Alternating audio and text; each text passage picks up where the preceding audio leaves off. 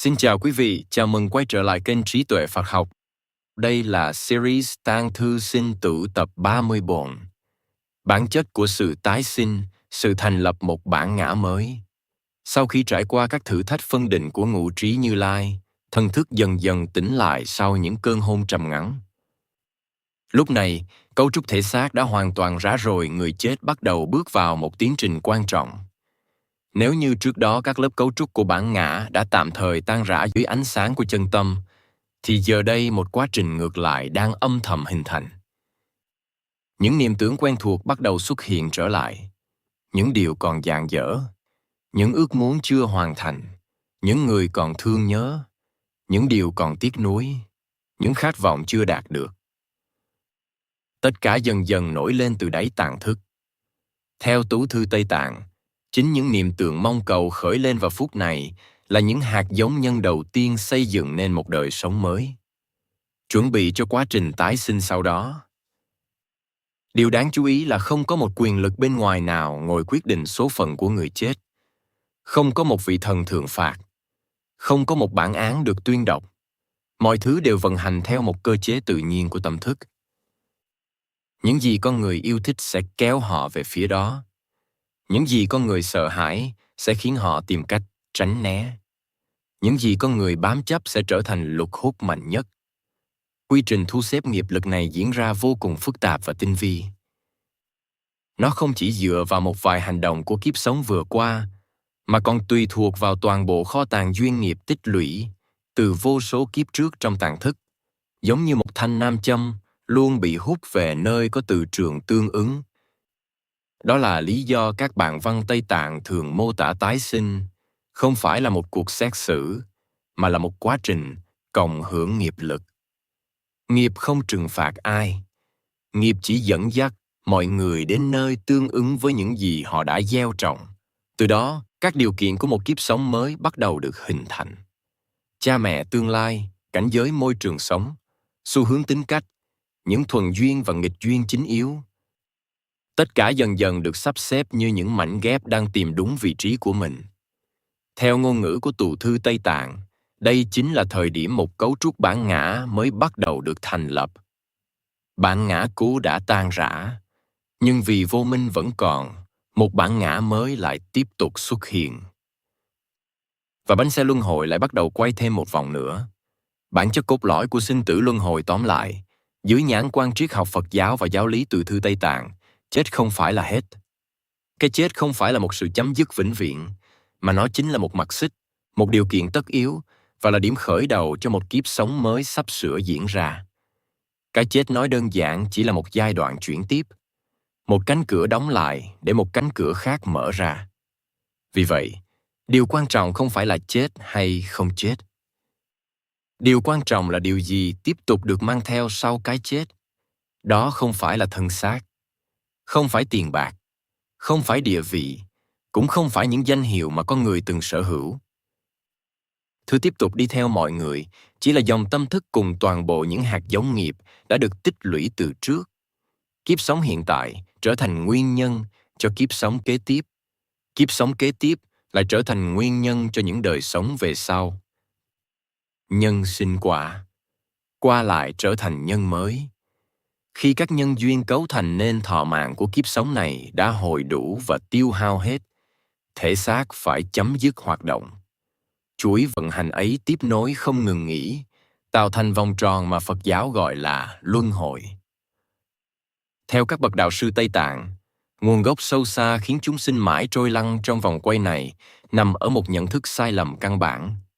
Ngay sau đó, một quy trình thu xếp, sắp đặt lại năng lượng tâm thức sẽ tự động diễn ra. Sự tiếp nối của nghiệp. Quy trình này hoàn toàn tùy thuộc vào các niệm tưởng mong cầu, ao ước và các duyên nghiệp mà chúng sinh đã tạo tác để làm nhân cho kiếp sống về sau. Con người luôn tin rằng có một cái tôi cố định đang tồn tại. Tin rằng thân thể này là mình, cảm xúc này là mình, suy nghĩ này là mình, tài sản này là của mình, gia đình này là của mình, cuộc đời này là của mình. Chính vì niềm tin ấy mà họ sinh ra bám víu. Từ bám víu sinh ra tham muốn. Từ tham muốn sinh ra tranh giành. Tứ tranh giành sinh ra khổ đau. Đời sống ở kiếp trước tạo nhân cho đời sống ở kiếp sau, và kiếp sau chính là quả cửa kiếp trước. Chuỗi xích này nối tiếp nhau liên miên bất tận, không bao giờ chấm dứt. Rồi từ khổ đau lại tiếp tục tạo nghiệp và tái sinh. Đó chính là nguyên lý căn bản của định luật luân hồi nhân quả. Bởi vậy, dưới nhãn quan của tu thư Tây Tạng, mục đích tối hậu của tu tập không phải để có một cái chết tốt đẹp hơn, mà là để nhận ra bản chất thật của chính mình trước khi cái chết xảy đến. Bởi khi còn nhầm lẫn về bản ngã, luân hồi sẽ tiếp tục vận hành. Đó là nguồn gốc của đau khổ, sở dĩ con người rơi vào bể khổ triền miên là vì họ phạm phải một sai lầm căn bản trong nhận thức. Luôn lầm tưởng rằng mọi sự vật, hiện tượng và bản ngã này là cố định, bất biến.